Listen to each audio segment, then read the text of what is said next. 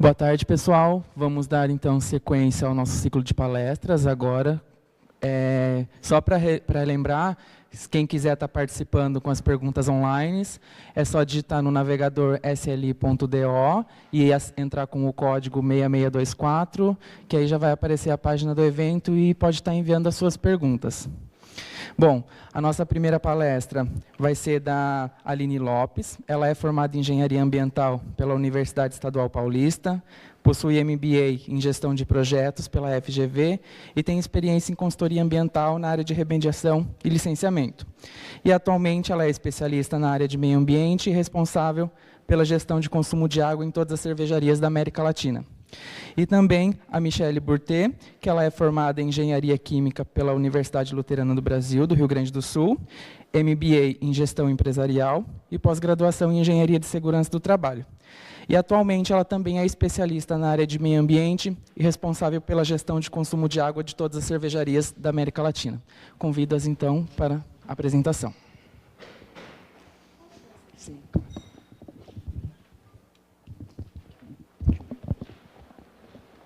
Boa tarde, meu nome é Michele e a Aline. Em primeiro lugar, gostaria de agradecer, a comissão aqui de organização da semana pelo convite, e assim, também agradecer a gente por estar aqui e apresentar o trabalho que a gente desenvolve com bastante orgulho na Ambev, principalmente por se tratar de a gente vai estar falando da parte de recursos hídricos, e que está em pauta aí em grandes assuntos, e esse é um grande orgulho para nós estar apresentando aí o que a gente faz e como que a Ambev contribui, para os recursos hídricos. Boa tarde também, gente. Então, como a Michele mesmo falou, eu sou a Aline e vamos dar sequência, então, aqui à palestra sobre gestão de recursos hídricos, tá? Só apresentar um pouquinho para vocês quem somos, somos a 4ª maior cervejaria do mundo, a 3ª marca mais consumida no mundo, com a Skol. Líder absoluto no segmento Guaraná, com a Guaraná Antártica. A maior engarrafadora da Pepsi no mundo, que é o contrato que a gente tem com a Pepsi. Presença em 16 países das Américas. Atualmente, no Brasil, 40 fábricas. América Latina, desculpa, 40 fábricas, 5 maltarias, mais de 90 centros de distribuição direta de produtos e 5 centros de excelência. 52 mil funcionários, sendo 37 mil só no Brasil. E geradora aí de 17 bilhões em impostos anualmente e um investimento de 10 bilhões nos últimos anos na empresa. Como, acho que todo mundo, uma empresa privada ou até uma empresa de um setor estadual ou que não seja, tem sempre um sonho, E o sonho da companhia é ser a melhor empresa de bebidas, unindo as pessoas para um mundo melhor. Quando a gente fala o mundo melhor, a gente fala muito sobre 3 grandes plataformas que a gente divide dentro da companhia, que é a parte de meio ambiente, consumo responsável e comunidade. Meio ambiente é muito que a gente vai falar aqui, principalmente sobre gestão de recursos hídricos. Na parte de consumo responsável e comunidade, existe, óbvio, a gente tem os nossos consumidores, os nossos clientes, nós queremos que os consumidores continuem sendo consumidores, mas muito responsável. Também olhando muito a parte de segurança e comunidade, alguns já devem ter ouvido muito falar em consumo responsável, em Bem Ambev, em algumas iniciativas que a companhia tem de Bar Responsa, de ID, tudo isso envolvendo aí um mundo melhor, tá? E aí hoje, nessa apresentação, a gente vai falar muito da plataforma de meio ambiente também, ok? Bom, então, para dar início, a gente começa aí com as metas ambientais do mundo melhor. Então, a Ambev traçou 8 metas ambientais para um mundo melhor, mundialmente, com todas as suas zonas, com todas as suas fábricas em todos os países. Então, essas aqui são as 8 metas que o nosso CEO foi a público, e disse que a gente vai estar alcançando essas metas até 2017, quer dizer, até ano que vem. Então, é o nosso compromisso de estar entregando essas metas para o mundo, como Ambev. Então, a primeira meta é reduzir o risco de disponibilidade hídrica, e aqui que a gente está atuando também forte, que é o percentual de regiões-chave de cultivo de cevada. Então, a gente mostrou ali que a gente tem 5 maltarias, E é nessas maltarias que a gente atua, então, e a gente vai estar falando um pouquinho mais na frente quais são os trabalhos que a gente está fazendo aqui. A segunda meta, iniciativas para a proteção de bacias hidrográficas, também a gente vai estar apresentando mais à frente, que é 100% das unidades em áreas estratégicas, então ter trabalho desenvolvido em bacias hidrográficas e em fábricas estratégicas nessas regiões. Reduzir o consumo de água, que é alcançar um índice de 3,2 hectos de água por cada hecto de bebida envasada, ou 3,2 litros de água para cada litro de bebida envasada. Então, esse Lembrando é o nosso... que 1 litro de produto envasado tem 1 litro de água, ou seja, outros 2,2 litros são usados para sanitização das plantas, tá? A quarta meta é reduzir o consumo de energia, e o percentual de redução de consumo de energia com a base de 2012, né? Então a redução é de 10%. A quinta, reduzir emissões de gases de efeito estufa nas fábricas, que é a redução de emissão por volume produzido, 10% para o mundo, exceto China, que a meta é diferenciada, que é 15%. Sexta, reduzir matéria-prima na produção de embalagens, então também a base é o volume de 2012, 100 mil toneladas a menos de embalagem gerada na produção. Aumentar a aquisição de refrigeradores ecológicos, que é 70%, médio de aquisição anual, e reduzir emissões de gases de efeito estufa na parte de logística, né, que 100% dos nossos produtos hoje, praticamente, 99%, usa o meio de transporte terrestre, né, por caminhão, e essa é uma das metas atreladas a isso. Então, 15% de redução de emissão pelo volume vendido com base no ano de 2013. Quando a gente olha como que estamos hoje, né, essas metas, como a Michelle comentou, são metas para serem atingidas em 2017, são metas desde 2013 que a gente vem tentando alcançar como mundo, né, e aí a gente, como Brasil e América Latina, que a gente também tem nossas metas específicas. Quando a gente olha essas 8 metas específicas como mundo, desde agora, assim, desde esse ano a gente já atinge 100% delas, tá? E quando a gente fala em Brasil, a gente tem 2 metas que têm uma possibilidade de não bater, que é os refrigeradores ecológicos, tá? Muito devido à crise que a gente vem passando nesse ano, principalmente. A gente tinha um budget de aquisição de alguns refrigeradores e a gente não vai conseguir para esse ano. E energia elétrica, que a meta do Brasil é extremamente crítica, principalmente porque a nossa energia vem muito de água. Então, a gente tem uma meta muito acirrada aqui, muito mais do que os outros países, e a gente está tendenciando não conseguir bater essa meta para esse ano, tá? E aí, como a gente comentou, hoje a gente vai focar, então, aqui nessas 3 metas, falando muito de recursos hídricos, e aí, como tema do dia de hoje também de efluente, quando a gente vai pensar, quanto mais água uma indústria produzir, mais água uma indústria captar, mais efluente a gente vai gerar.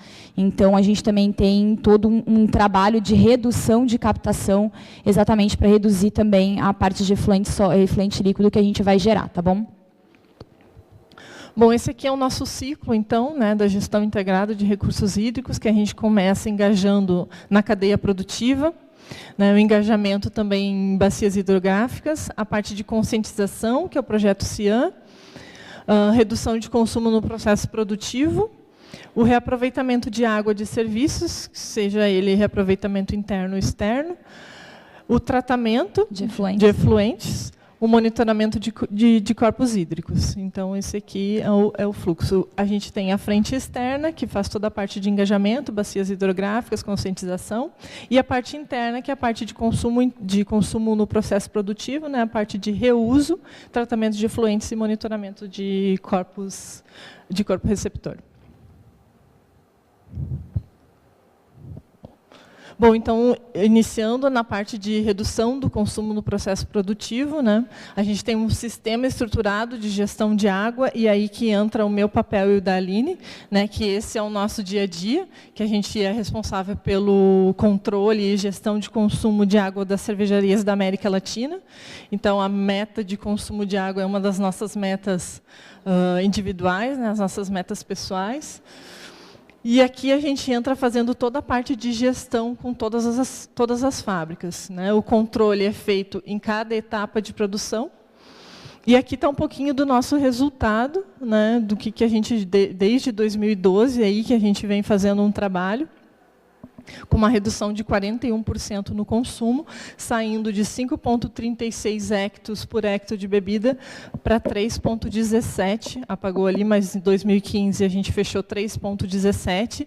E isso mostra que o Brasil já atendeu a meta global, que seria 3,20 do consumo de água. A gente já atingiu essa meta, então, em 2015. E a redução de 2014 para 2015, a gente teve aí a redução de 2% no consumo, né, frente ao ano anterior, que foi 2014. Toda essa economia, né, de 41%, a gente abastece uma cidade de 800 mil habitantes, como João Pessoa, durante um mês. Então, esse aí é um dos principais trabalhos das metas globais que a Ambev tem. E aí, assim, explicando aqui para vocês o como que a gente chega, né, o como que a gente conseguiu reduzir tanto assim o consumo de água, até assim, para deixar vocês no mesmo patamar. Hoje, das cervejarias que existem, não só no Brasil, mas também no mundo inteiro, lembrando que a Ambev é uma indústria brasileira, ela tem uma multinacional, mas ela é essencialmente brasileira. E como benchmark global, a cervejaria ou a refrigeranteira que tem o melhor consumo de água hoje são as cervejarias da Ambev, e isso qualquer um pode procurar na literatura, que nos relatórios globais, hoje a Ambev é um benchmark nisso daí. Quais são os nossos... Quando a Michele comentou o que a gente faz hoje dentro da companhia, então hoje a gente é responsável pelas cervejarias em como reduzir esse consumo. Existem grandes consumidores para vocês fazer uma cerveja, que é exatamente onde a gente tem que atacar, principalmente em equipamento, porque receita a gente não mexe, né? Então aquele 1 litro vai continuar sendo 1 litro. O que a gente tem que tentar fazer é pegar esses 2,2 que sobram aí para sanitização e para limpeza, que nem tudo é para limpeza, tem muito parte de refrigeração, né, de equipamentos, como reduzir esse uso e como reduzir a utilização dessa água, ou utilizar uma água de reuso, para que a gente consiga aí tirar cada vez menos o recurso dentro de poços quanto de água superficial. Um dos maiores consumidores dentro da cervejaria, e para quem não consegue na cabeça como que é o processo produtivo, a Michele comentou, nós temos maltarias, então a nossa matéria-prima básica, na verdade, é água, junto com o malte, né? E quando a gente vai falar de refrigerante, acho que não sei se vocês já conhecem, ou se vocês sabem, a gente tem fazendas de guaraná, a gente tem fazendas para fazer toda a parte de aromas. Então, toda essa matéria-prima, ela se junta com a água, tem todo um processo dentro da cervejaria, em processo de cerveja, realmente, são fermentadores, para como pegar todo o material da cerveja, do malte, transformar ele num mosto, e dele ele vai para um processo produtivo que chama parte de envasamento, que a gente chama de packaging, que é colocar essa cerveja na embalagem, ou numa lata, ou numa garrafa, ou num tonel, no barril. E aí, depois disso, vai para a parte da logística, que isso aí acaba sendo distribuído. Então, a ideia é como nessa cadeia inteira a gente diminuir esse consumo de água, indústria de alimentos, toda a parte de sanitização, e como que a gente vai fazer isso. Um dos principais consumidores de água hoje é um equipamento que a gente chama de lavador de garrafa. Quem aqui nunca tomou uma cerveja de uma garrafa retornável?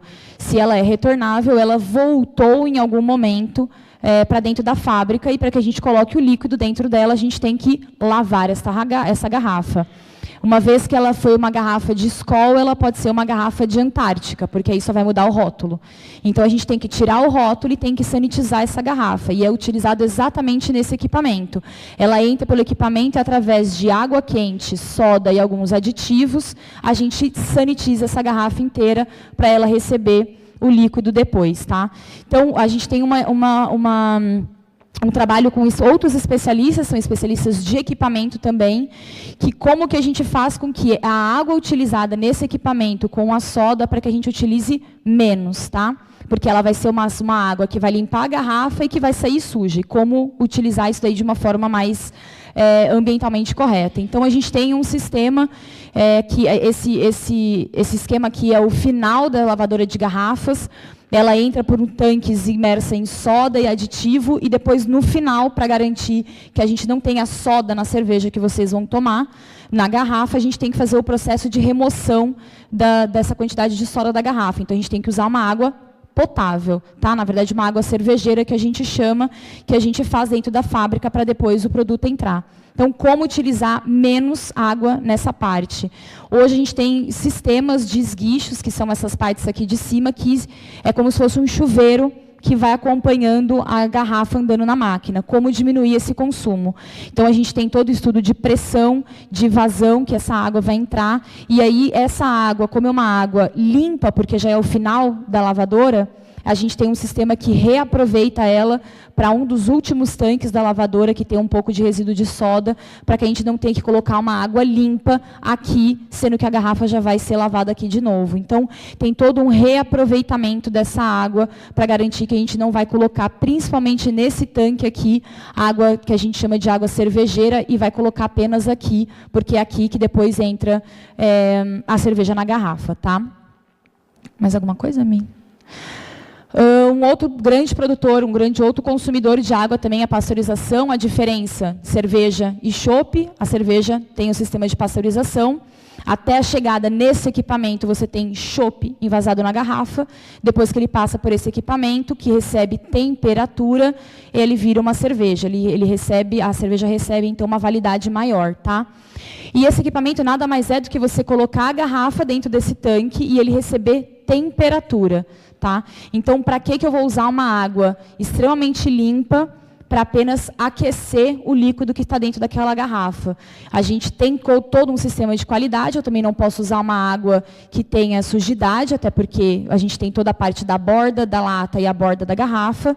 Então, a gente tem que ter um sistema de controle aqui de limpeza, e para garantir que todos os esguichos em cada tanque desse com temperatura não jogue água fora, que o sistema desse equipamento inicialmente era assim, a gente tem a chamada torre de resfriamento, que essa água fica num looping fechado entre pasteurizador, cisterna, né? Ela entra para a torre de resfriamento, onde a gente tem um ventilador, a gente tem um tratamento dessa água para que a gente consiga utilizar essa água mais de um dia, 2 dias. Na verdade, a gente usa ela por uma semana, dependendo da qualidade, né? Se a gente não tiver muito estouro de garrafa aqui dentro, porque senão ela vai ter matéria orgânica. E essa água volta de novo para dentro do pasteurizador para aquecer a cerveja e garantir aí a pasteurização dela. Então, já é uma redução drástica de água que deveria estar entrando aqui.